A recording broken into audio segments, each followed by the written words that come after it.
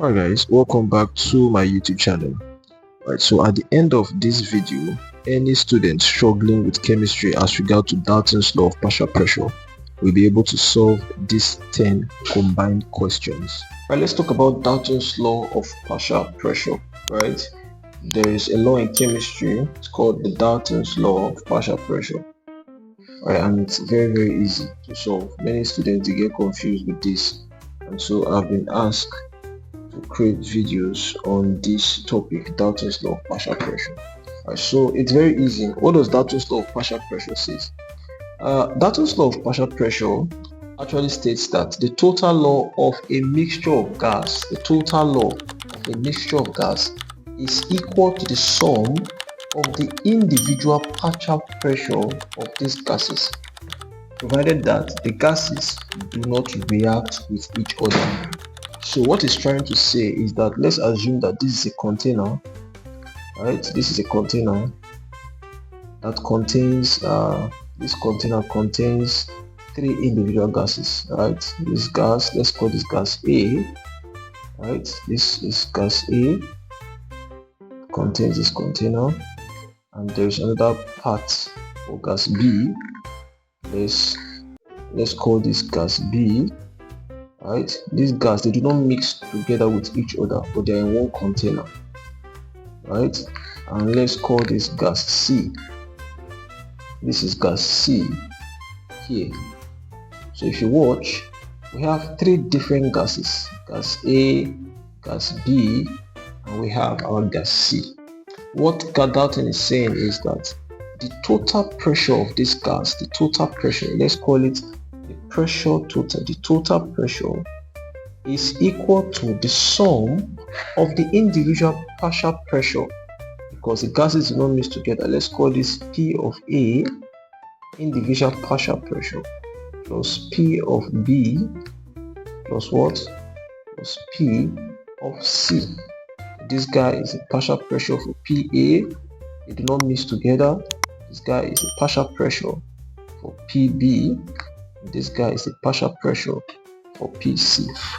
What Dalton is saying is that the total pressure, P of total, is equal to the sum of the individual partial pressure of these gases. That's what Dalton's law is saying. So what they are going to basically ask you to do is to find the value of this individual partial pressure, find the value of this one, and also find the value of this guy. Right, so this one is a formula for the total pressure, but there is a formula for the partial pressure of the individual gases. The formula for the partial pressure of A is nothing more than the mole fraction of gas A times the total pressure. That's the formula to find the individual partial pressure. And so what is the mole fraction? What becomes the mole fraction?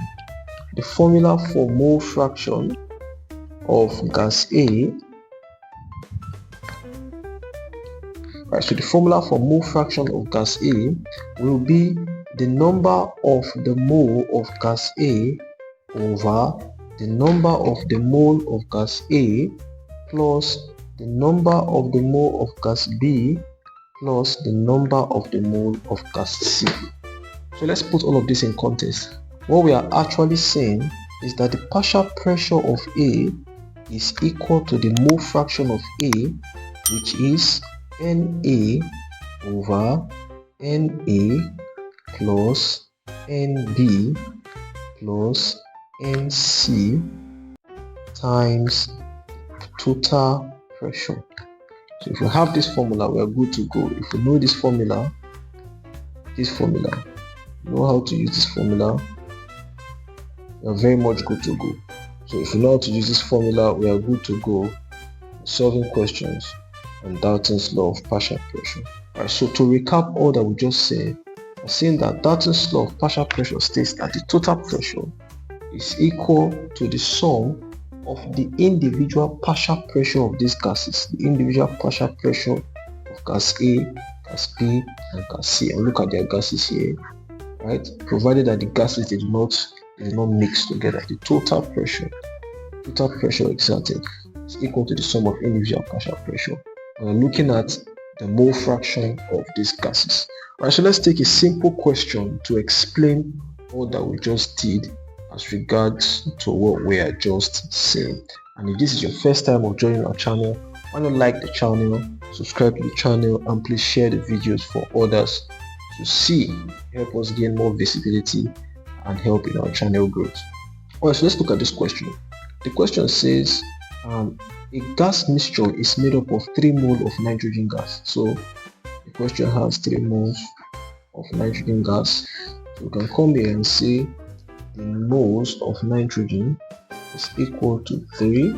That's 3 moles. N2 is nitrogen gas, and it also has 2 moles of oxygen gas. 2 moles of oxygen gas. So you can come and see the number of moles of oxygen gas is equal to 2, right? And it also has 5 moles of chlorine gas, right? 5 moles of chlorine gas. So the number of moles of chlorine is 5 moles, right?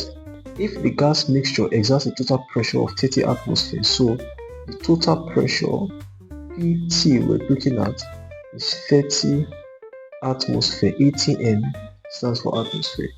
As to calculate the partial pressure of each gas, so we're looking for the individual partial pressure of the gas. We're given a total pressure. Our normal formula is what? Is PT, total pressure, is equal to partial pressure of nitrogen gas plus the partial pressure of the what? Of the oxygen gas plus the what? The partial pressure of the chlorine gas. That's the first formula we had, right? So this one is the first formula. But now they're asking us to find the individual partial pressure of the nitrogen, the individual partial pressure of the oxygen, and the individual partial pressure of the chlorine. So let's look at that. So for the partial pressure of the nitrogen gas, we said it is the mole fraction, that's the mole fraction of nitrogen over the sum of the mole fractions, right? So the number of nitrogen plus the mole fraction of oxygen plus the mole fraction of what? Of chlorine, right? Times total pressure, right? So for that, we can say the partial pressure of the nitrogen gas will be equal to what? What's the partial pressure for nitrogen gas? The mole fraction, the mole fraction for nitrogen gas is 3. So we come here and say 3 over for nitrogen, which is 3, plus oxygen, which is 2, plus the chlorine, which is what? 5. Times the total pressure, which is what? 30. So with that, we have our PN2 as what? 3 over what? To sum that, we're going to have 10 times 30. Let's put over 1 here. You must learn to know this, right? So that 0, we take off 0. Our answer is going to be what? 3 times 3, it gives us what? 9 atmosphere. 9 atmosphere. So that's the partial pressure of the nitrogen gas. How about the partial pressure of the oxygen gas? So we have the partial pressure of the O2 will be giving us what? The individual partial pressure will be giving us the mole fraction of the oxygen. So with that, we have the mole fraction of O2 over the mole fraction of the nitrogen plus what? Mole fraction of oxygen plus the mole fraction of what? Of chlorine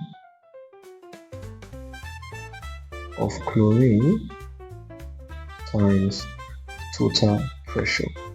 So for the partial pressure of oxygen, that becomes what?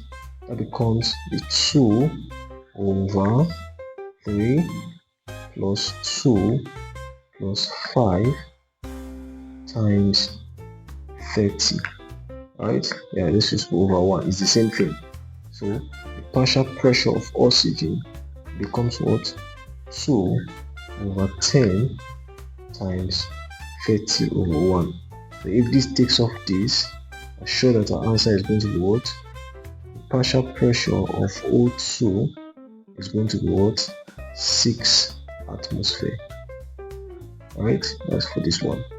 How about the one for the chlorine? Look at the one for our chlorine. Partial pressure